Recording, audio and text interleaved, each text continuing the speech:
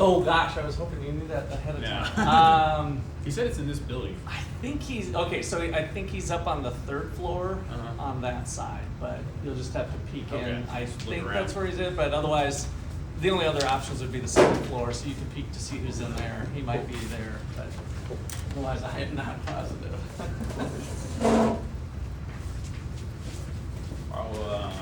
you. I'll try to find him. Yeah, you should be able to. Oh, he's got a pretty good sized class too, I think, so.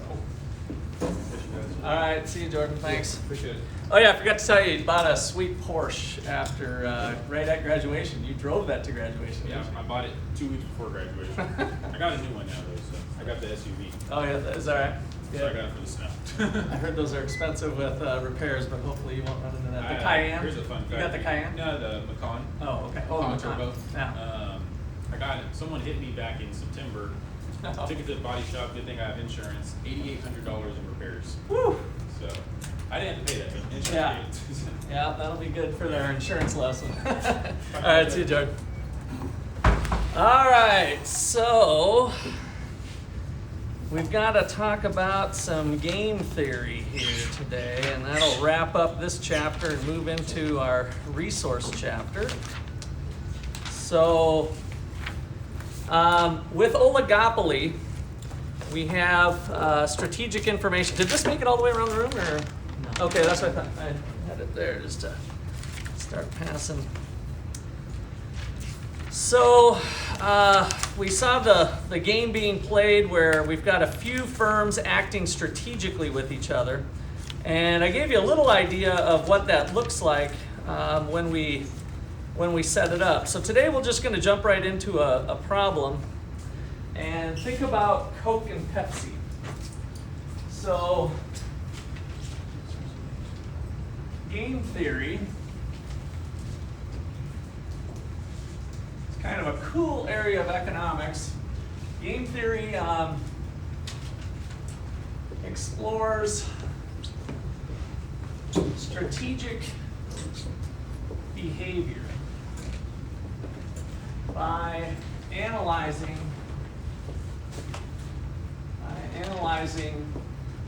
moves and counter moves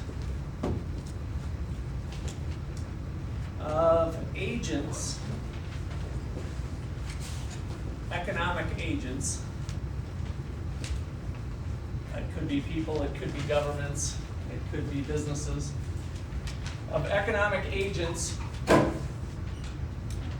whose payoffs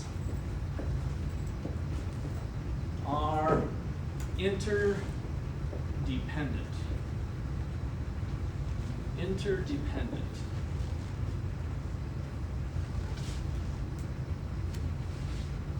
Okay, so we're just going to jump right into an example of what that means. That's kind of a mouthful. Explore strategic behavior by analyzing moves and counter moves of economic agents whose payoffs are interdependent.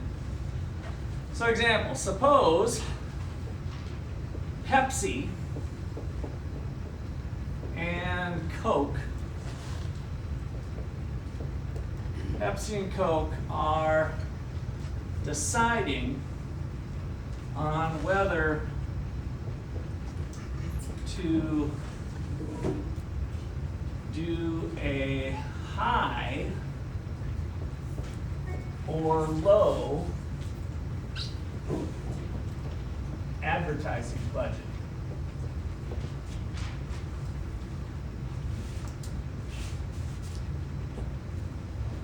So Coke and Pepsi are trying to think, oh, should we hire LeBron James or should we hire former OU Braves basketball starter Jordan Ramirez Jennings, right? So do we go with a high budget with LeBron to market our product, or do we go with a low budget of Jordan to do it? So what does that look like? Well, we're going to model that similar to what I did when we watched that short video. So this is called the Payoff Matrix. And so instead of doing supply and demand, this is the economic model, this little 4-square setup here. And so we've got Coke and Pepsi, each deciding whether to go high or low, high or low.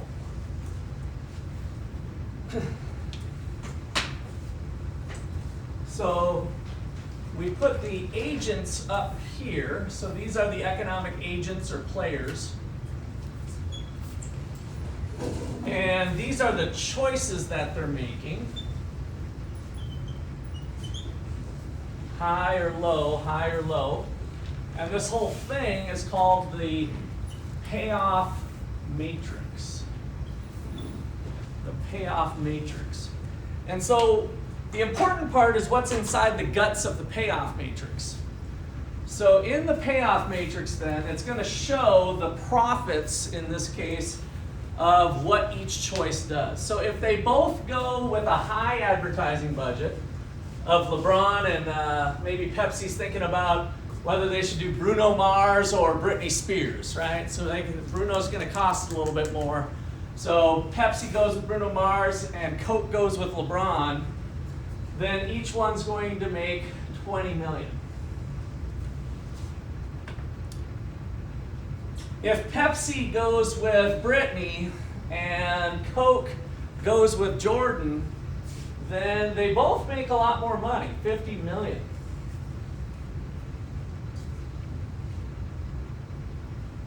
Now, if Coke goes with LeBron and Pepsi goes low with Britney, then Coke's going to make all the money. They're the ones that are going to seem like they're not cheapskates, that they've got a good product putting LeBron out there.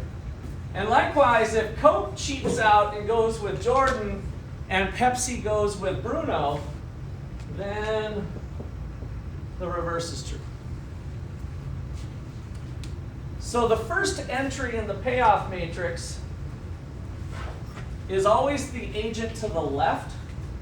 So this is 50 million is Coke's payoff, which in this case is a profit. And the second entry is always the agent who's being listed up top. So that is Pepsi's payoff.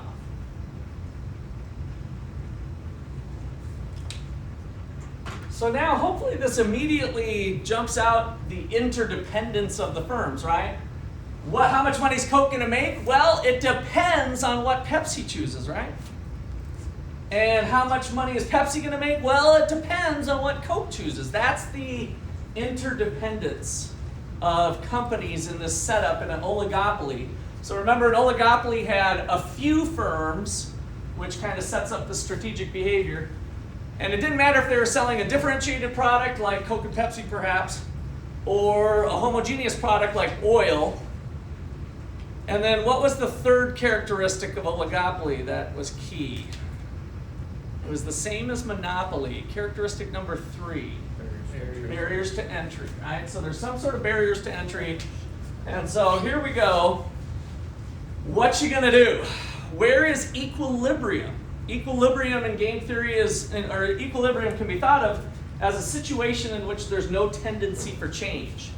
What do you think these two companies are going to do? Where do we end up? Do we end up at high with 20/20 or 50/50 or one of these? Where do you think we end up?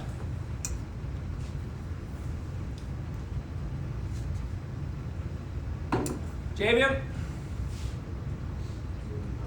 High. You're thinking this one. Okay, why is that?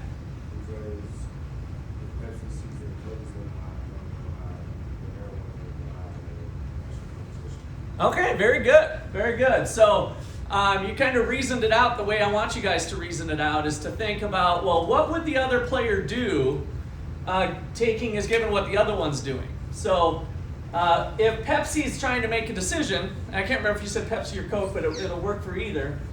If Coke goes high, what should Pepsi do? Go high because 20 is greater than 0, right? And I think that's what you were saying, wasn't it, Javian? That's what I heard you. It was very good, by the way. You definitely got some extra credit coming on that one. Most people don't pick that up right away. Like, you just pretty much laid it out. Did you read the book, or are you just that smart? Just that smart. All right, we're going to talk about economics major, right?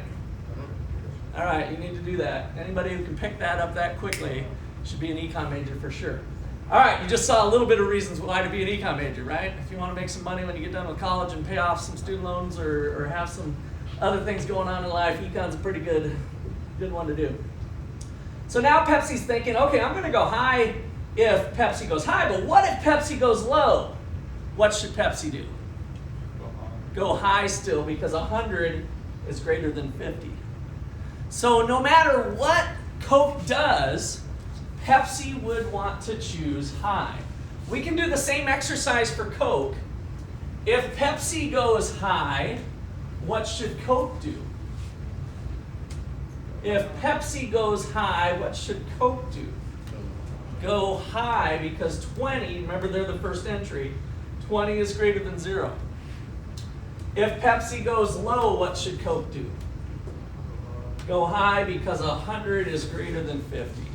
So in this particular case, each player has what we call a dominant strategy, a choice that's a better one no matter what the other person does. And so that leads to this being our equilibrium solution. All right, so let's kind of write some of that out so you got it in your notes. This is a special case that your book also goes through called the prisoner's dilemma. So I'll write that out at the end. So let's do a couple things here first. So how to solve for games. How to solve games in game theory.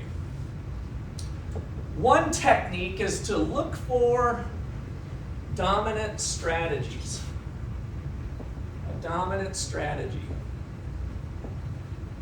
A dominant strategy is a choice that makes an agent better off no matter what the other does. No matter what the other does. A choice that makes an agent better off no matter what the other does. And so what we did to solve this one, or one technique, was to just basically say, if Coke chooses high, so I'm using some shorthand notation, if Coke chooses high, then Pepsi should choose high. If Coke chooses low, then Pepsi should choose high.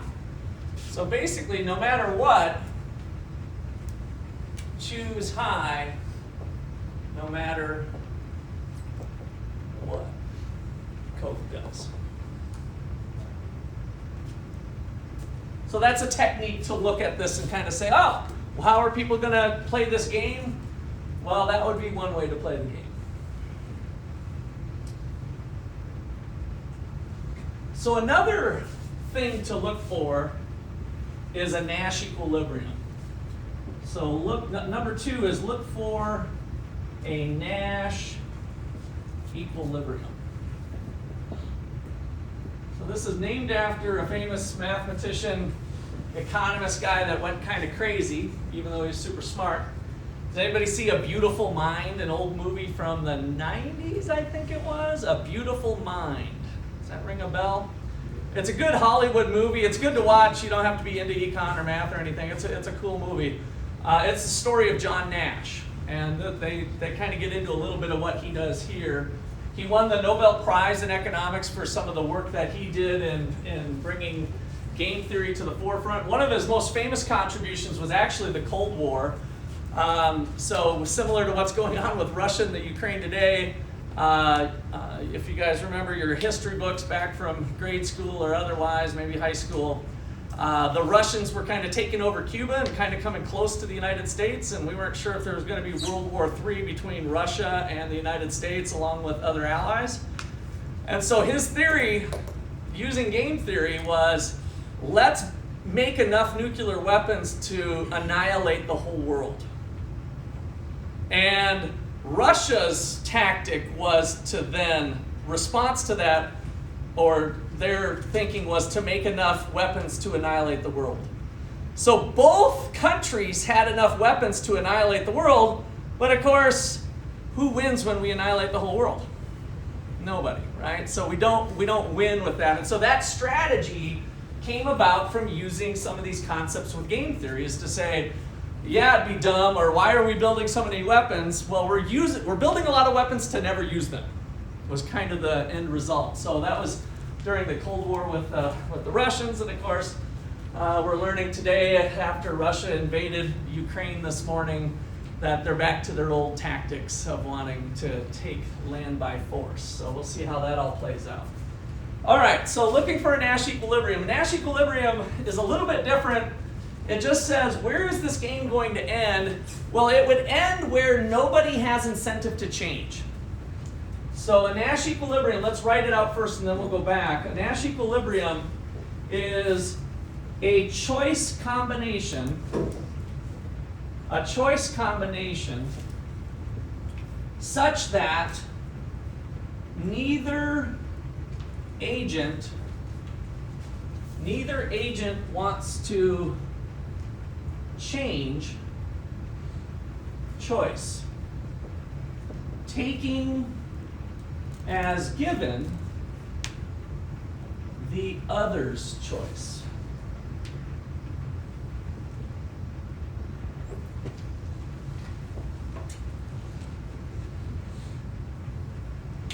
So let's start with Javian's solution, which used the dominant strategy technique, was this one. But now it's a little bit different. So now we're saying, okay, is this solution stable? In other words, would either Coke or Pepsi like to change their mind? And so here we look at this solution and we say, would Coke like to change its mind, taking as given that Pepsi's going high? No, because 20 is greater than 0. They don't want to change their mind.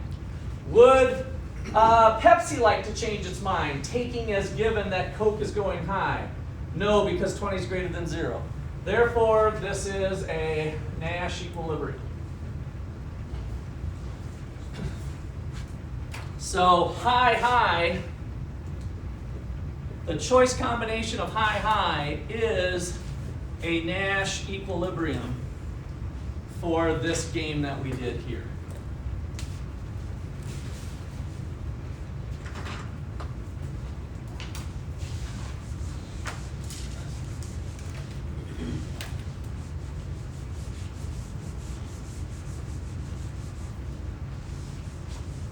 Okay, so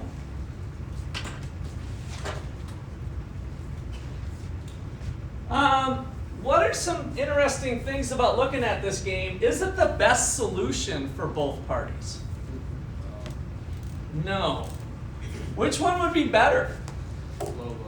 Low would, in a lot of ways, kind of equalize better. So they're equal here, but yet it's more than double here, right? So that's a pretty appealing. Apparently, the distance between LeBron and Jordan and Bruno and Brittany is a big one, because they can make a lot more money if they cheap out on their advertising, right? So this is the most desirable outcome. So there's a dilemma. And it's called the prisoner's dilemma. The prisoner's dilemma is the way this game is set up. You'll read it in your book. They kind of highlight the prisoner's dilemma using a different example, but it's the setup of the game that makes it the prisoner's dilemma. The dilemma for Coke and Pepsi in this game, for Coke and Pepsi, is that low is a better outcome for both. But they won't get there.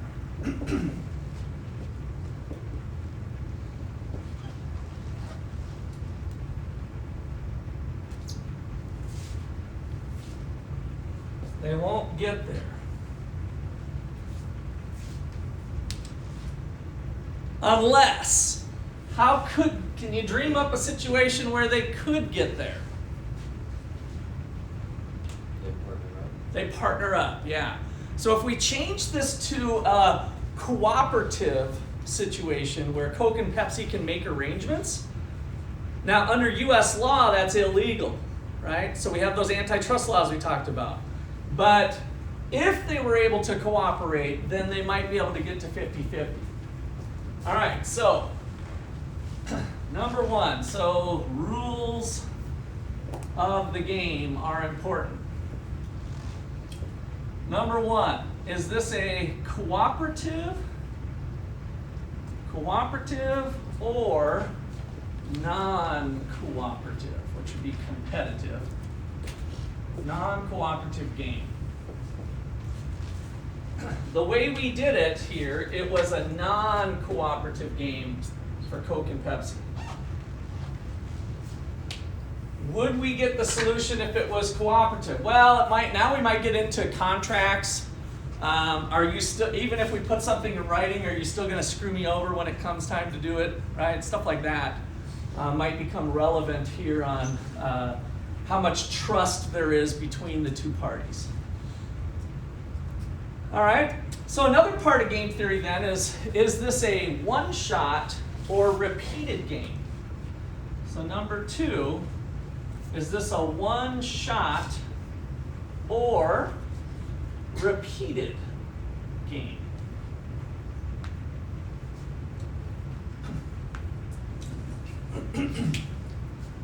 So, does your answer change if we play this 100 times? So we're going to play this 100 times instead of just playing it once. So a one-shot game means we're one and done. Does that change anything? What might you want to do if you were going to play 100 times? So you're going to play once, you're going to play twice, you're going to play 3 times, so you're going to play them in order all the way to 100. What might you be tempted to do if you're one of these guys? Go for the 100 million. Go for the 100 or go for the 50, right? If we could try to have a trust thing going on with the 50. And so that would be possible, but then what might one company be thinking on the 100th try?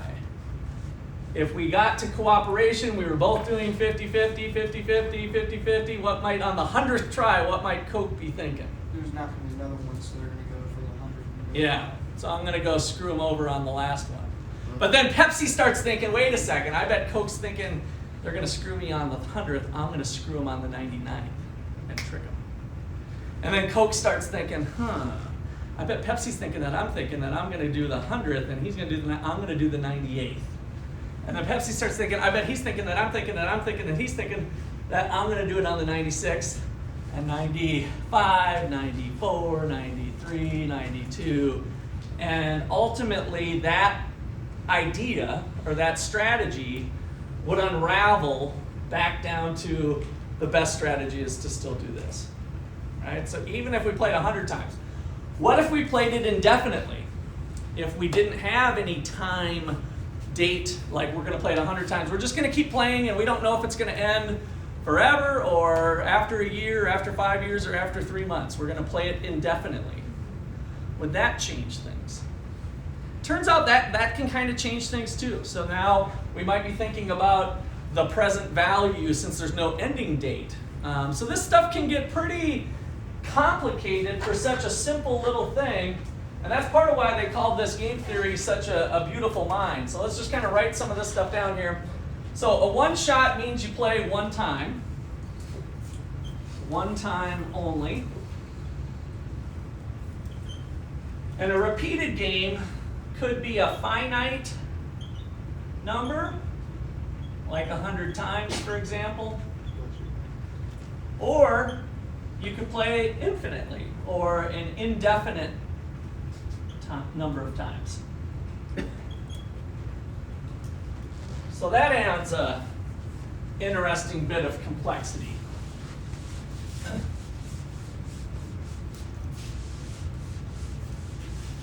And then the last thing is whether it's a sequential game or simultaneous game. So number 3, Is the game a simultaneous or sequential game? So a simultaneous game means we're each going to choose without having knowledge of what the other one's done, right? So it doesn't mean we have to do it at simultaneously the same time, but the choice is made without knowledge of what the other one's done. So a choice made without knowledge of the other's choice. A sequential game is we're going to take turns.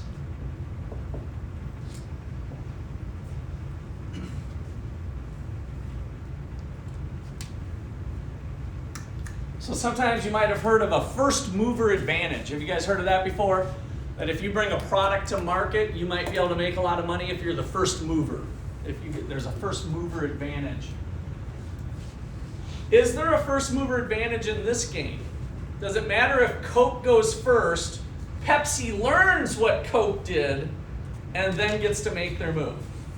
No, there's not. Not with this game. So this game doesn't have any benefit with that. So here, the game we just played was set up to be a simultaneous, even though it didn't matter if it was a sequential, a simultaneous, one-shot, non-cooperative game. So knowing those rules could change the dynamic in some games. There are 72 possible combinations of how to set this little 2x2 matrix up. That's kind of mind-blowing. 72 different combinations. What do I mean by that? So if we did, let's see, if we made this 150, now this choice combination is a little bit different for Coke, right? So that's a different iteration of this game with that move I just made. There's 72 of those I could do to make some numbers bigger than others and not the other way. So all of a sudden, this little 2x2 thing that I could teach to a 6th grader, and they could probably understand the dynamics of, can be used to address very complex things like two countries warring with each other, right? We can use this economic model to get insights and make predictions about behavior of economic agents in different situations. Okay, so I think that's pretty much good. Any questions or comments there? This is one of my little regrets about switching books. They don't do a lot of game theory in this section. They pretty much cover Prisoner's Dilemma. So I think it's a fun thing, and students usually really enjoy going through. But we're going to move on to another topic. We got this one under our belt. What I went over here is gives you enough ammunition to tackle your homework and tests. But there's a lot more fun that could be done with some game theory. Okay. I think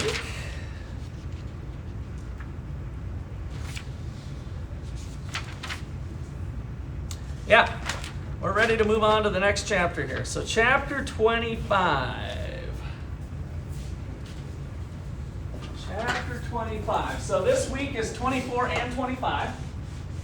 And we're going to be looking at the resource market.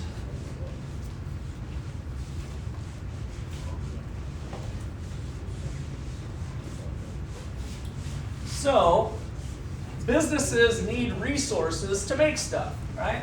What goes into making Coca-Cola? Give me some resources. Sugar. Although now it's more corn syrup, but there's probably sugar there somewhere. But yes, sugar / corn syrup. What else? Water. Food coloring. Water. Food coloring. Yeah, we need to get that brown look. I think you can, if unless they put artificial coloring, Coca-Cola is not brown. It'd be just some sort of white. Okay, what else? Water, sugar, food coloring, soda, charge, right? That's how it gets the bubbles in it.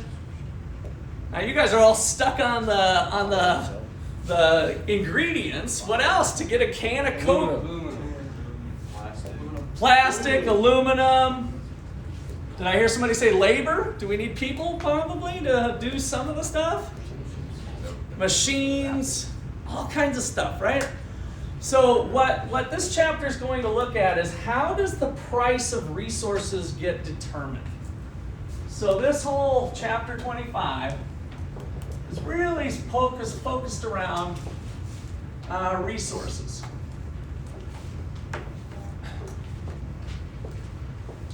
And I'd say most of the chapter is centered around this question. How do resource prices get determined?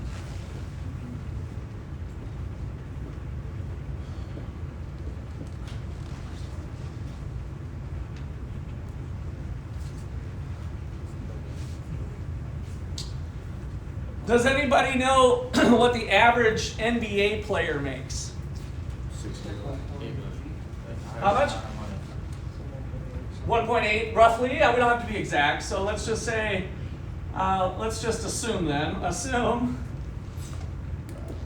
that average NBA player makes 1.8 million.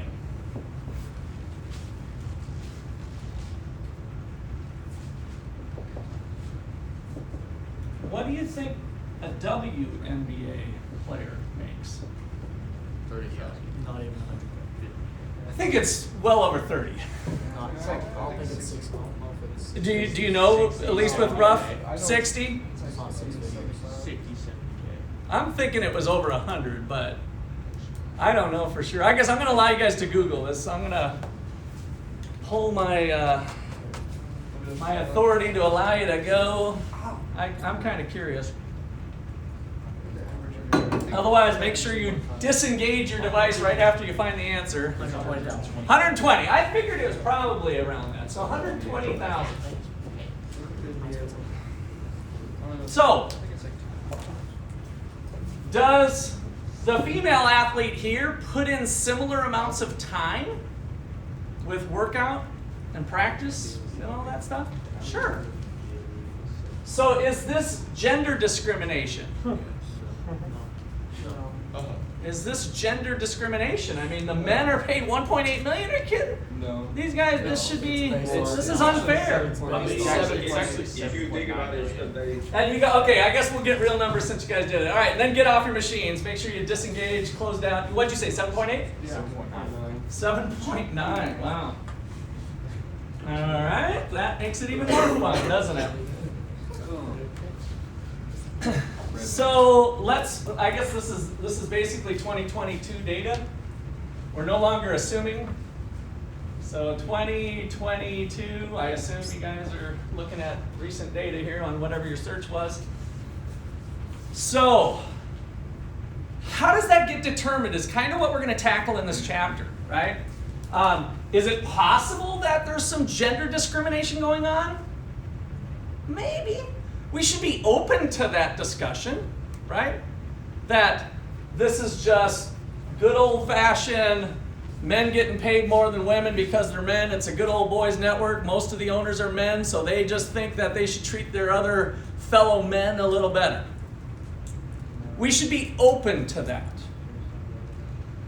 But what do you think's likely driving that more?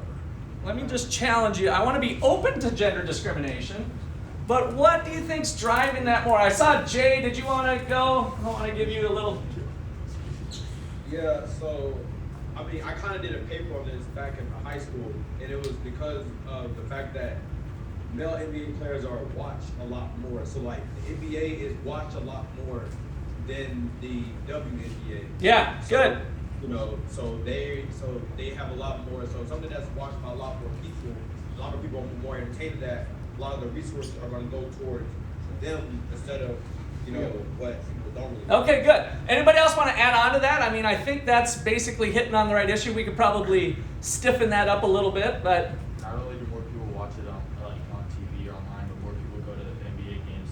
Okay, physically go to the games maybe and that sort of thing. Augie? Player merchandise, jerseys. Player merchandise. Yeah, merchandise stuff. If there's more sales for whatever the average male, they usually don't have the bench riders with their jerseys, but they'll sell them. I think you can probably special order them, but usually it's your starters, right, that have the merchandise stuff. So even the starters for the WNBA, are they going to sell? Yes, but if there's less people watching, then there's probably less people buying also. It seems reasonable that would be in proportional to each other, right? Okay, so let's just kind of leave that be part of the puzzle pieces that we're going to look at as we look at resource markets. And so we'll leave open the idea of gender discrimination. That could play a role, but is that what's driving this big wedge? I don't think so, right? And that's what we'll explore here. One of the most recent cases, it just came down, the women's soccer got a huge settlement from, I don't know if it was FIFA or whatever it was, but some organization about women's soccer versus men's soccer. And so I don't know all the details of that case, but they did get some sort of settlement. I would still suspect there'll probably be a differential in the pay, but I don't know. It wouldn't have to be if the owners of both or something, and they basically collude together like we talked about with oligopoly, and they fix prices. They could do that. Generally, that's not the best idea for reasons we can get into as well. Okay, so in the resource market, let's draw a supply and demand curve. I forgot to wear my watch today for some reason, so I'm going to watch my time a little bit. All right, so kind of draw a good old supply and demand curve that we've been doing, except now you can put labor down here. But it also could be machines. And the dollars here might be the wage.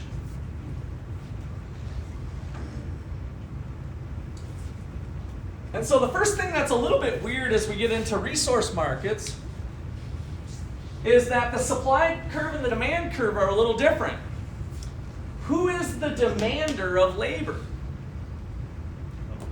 The company, right? So the demand curve is no longer you wanting to buy beer, pizza, and chicken wings. It's the company wanting to buy labor hours from people to work at their company. So it's a little bit different. So first thing is to kind of remember that this now is the business. This is the firm. And what are businesses trying to maximize? Profits. So businesses are trying to maximize profits. When we start to get into things, they see, business tends to see green, right? Not black, white, yellow. They tend to see green, right? So we kind of think of them being a profit maximizing company. And therefore, the supply curve is the households.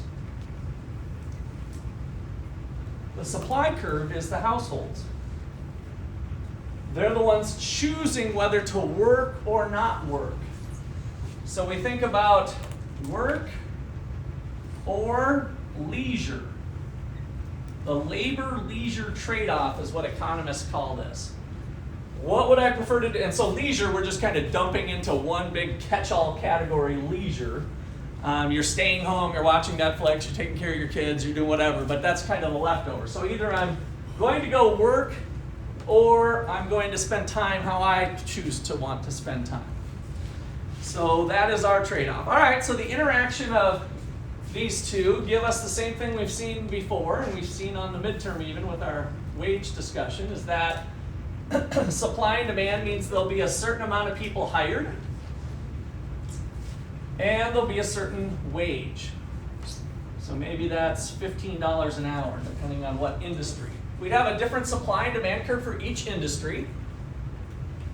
So the supply for fast food workers might be low to no skill workers. They'd have their own supply and demand curve. Right now, it's about probably $10, $11, $12, depending on the market.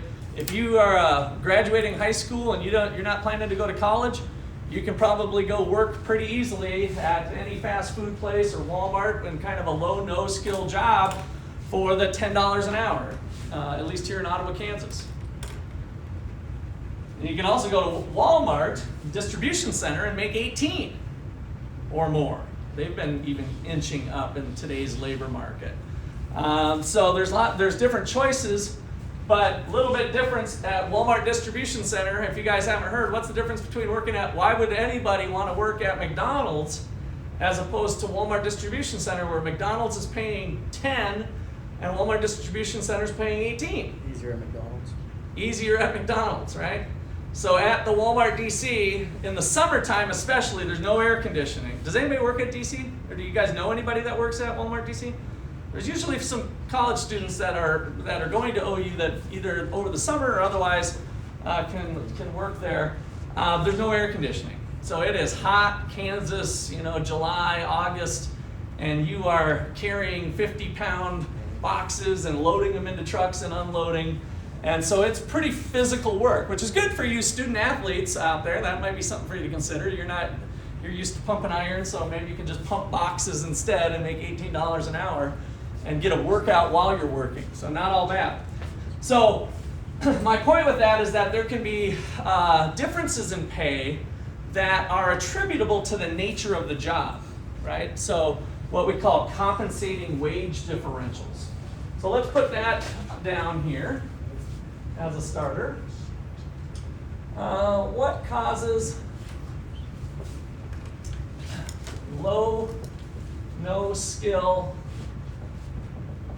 labor to have differences in pay? Example, Mickey D's versus Mickey D's at $10 an hour versus Walmart distribution center at about $18.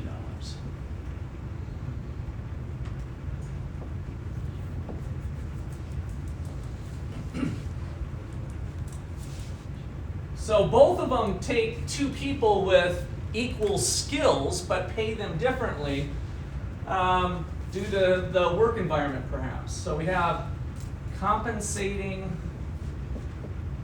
wage differentials.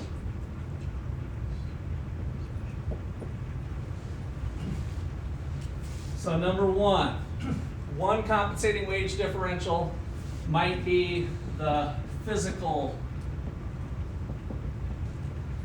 I don't know if that's a word or not, physicalness of the job.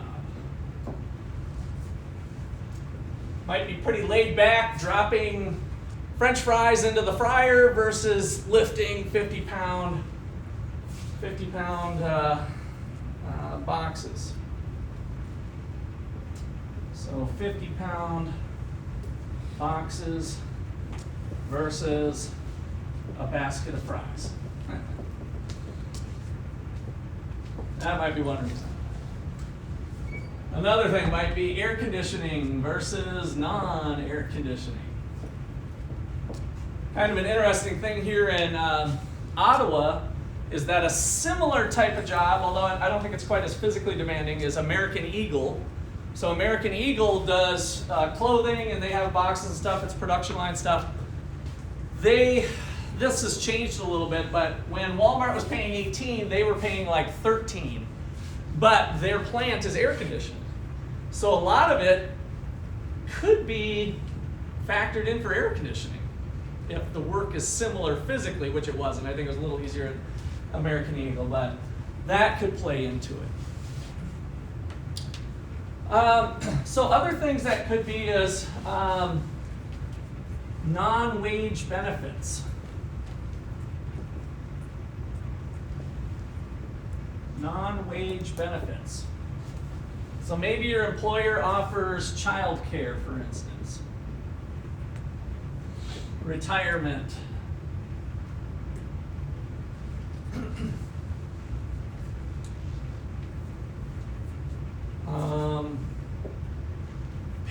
vacation.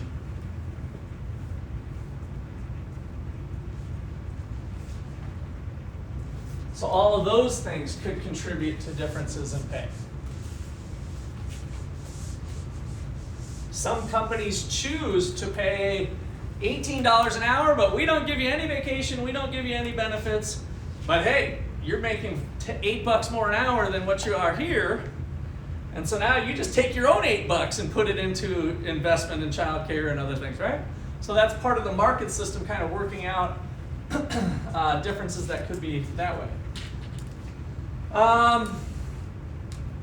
Okay, that's probably good. A garbage man I always like to use as an example too. So garbage men or women make about $18 an hour too. Why would they, in that low, no skill job, be making more than McDonald's? Have to deal with like weather. Yeah, trash, you're dealing with people's garbage. You ever seen, sometimes you open up that garbage can and it stinks like heck, right? Although that could be part of this physicalness of the job, right? And also the lifting. So you can make good money collecting garbage. All right. So let's kind of unpack then this profit maximizer and what their decision making is. So we're going to look at a closer look at demand. So a closer look at demand. So the first thing I want to point out is that the demand curve is called a derived demand curve. So it's called a derived demand for reasons that really Jay brought up, that part of the demand for athletes, whether men or women, is driven by the demand for what they're producing. A female basketball game versus a male basketball game. It's different products, right? They're similar. We could even say a differentiated product, but it's definitely something similar. And so the demand for female athletes is derived from the product that the female athletes help deliver. Remember, it's not just the female athletes, right? It's the basketball court, it's the stadium, it's the other things that go along with the experience of enjoying a basketball game. So we say that it's a derived demand curve. So it's called a derived demand curve because the demand for the resource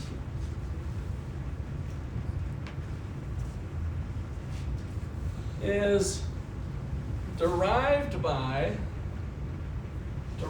from the product it helps produce.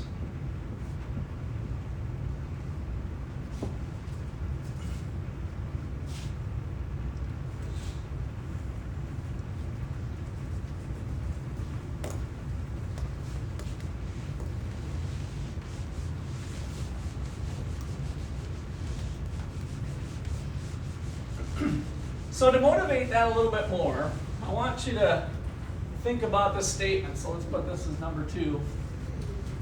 Let me just say, do you agree with this statement here that follows?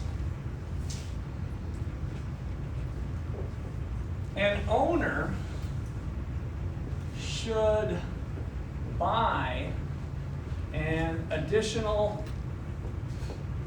unit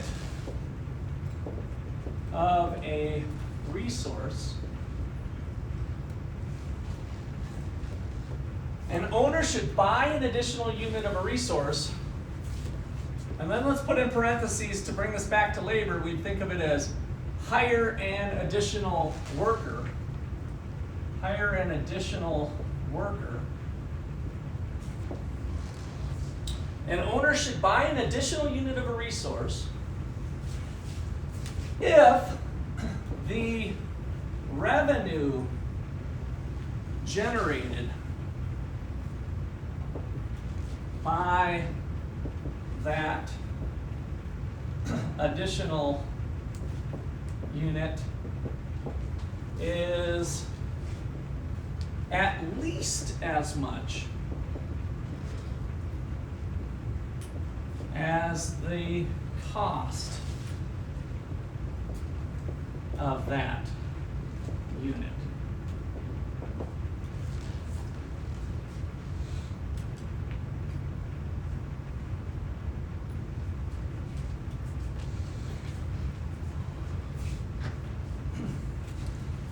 Is that a smart thing to do for an owner?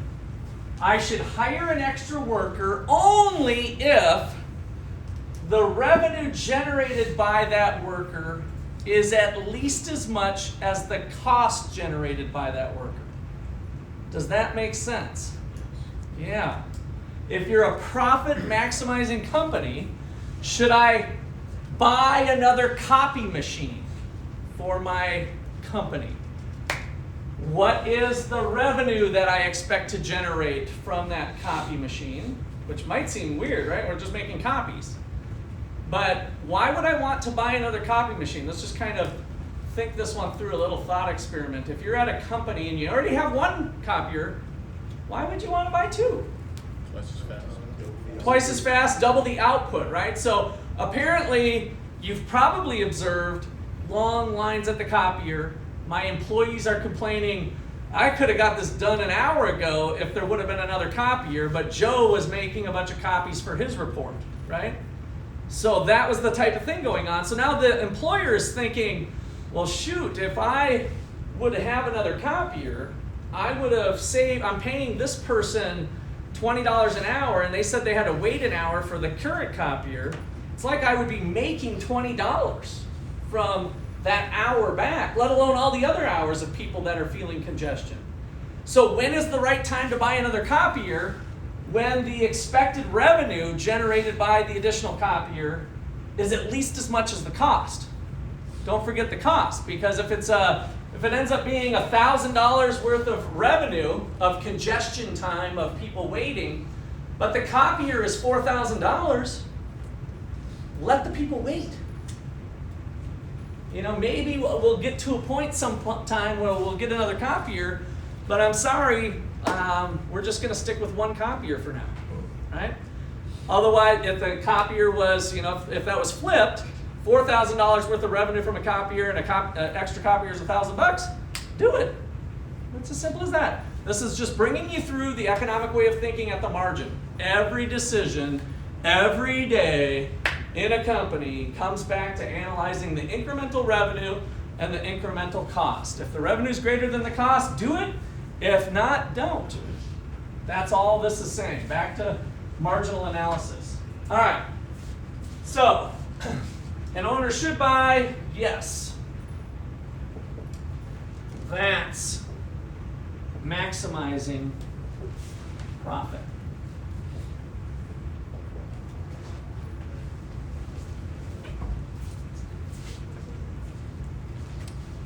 All right, well, let's put a little more meat on the bones. What does that mean? So, we're going to look at a new variable that we haven't created before, although it's bridging off of a couple different concepts that we have done before. So as we move into the final, which is next week, a week from tomorrow, is our in-class final exam already coming up.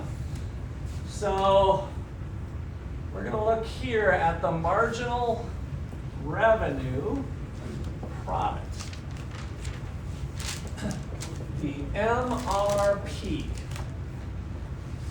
Marginal revenue product is the revenue generated from an additional unit of a resource.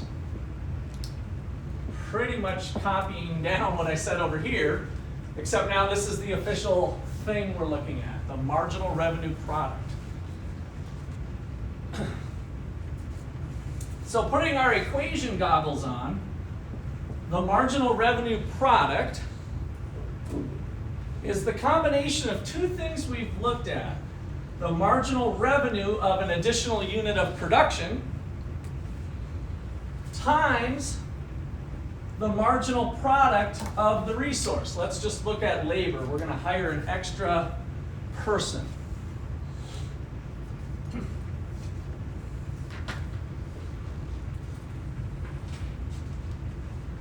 So check it out how we translate this into numbers.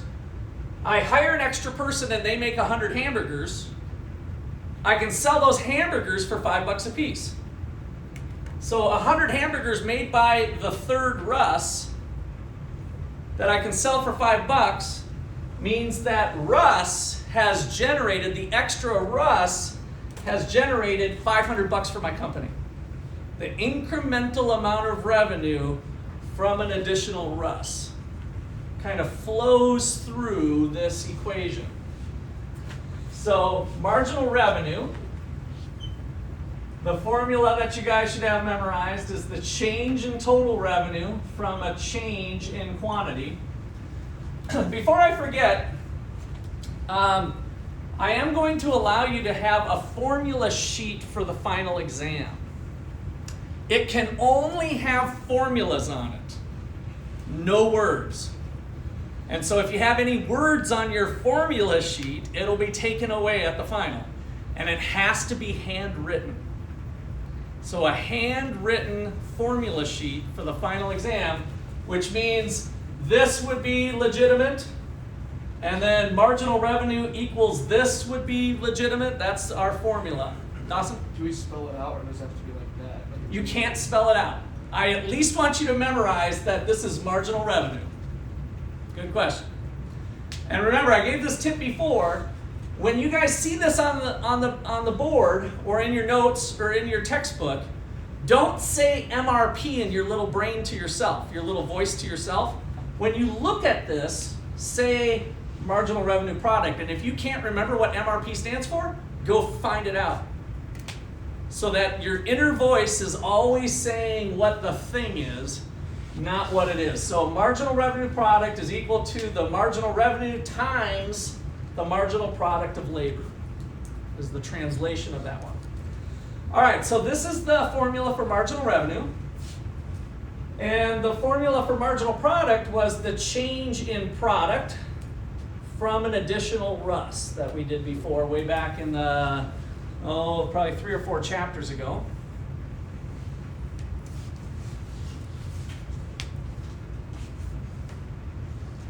Now, why this thing works nicely, you can kind of see as we unpacked the formula. The change in total revenue from a change in quantity, the change in quantity from an extra Russ. So really what's going on is these two kind of cancel, and we're looking at the change in revenue from an extra Russ. But that's the formula for it, right? Any questions or comments there? Okay, then the last thing to note here, so note, for a price taker in a competitive environment, for a price taker, we learned that price equals marginal revenue. If we draw a quick little graph, remember it was demand equals marginal revenue. This is the representative firm, Farmer Ted. You can look back in your notes, but the price of $5 a bushel was also the revenue generated by each additional bushel, right? Remember that part a few weeks, 3 weeks ago? So $5, $5, $5. And so what that implies then is this formula can be called the value of the marginal product by remembering the price in a competitive market. Is that outside? So under this note here, therefore, the value of the marginal product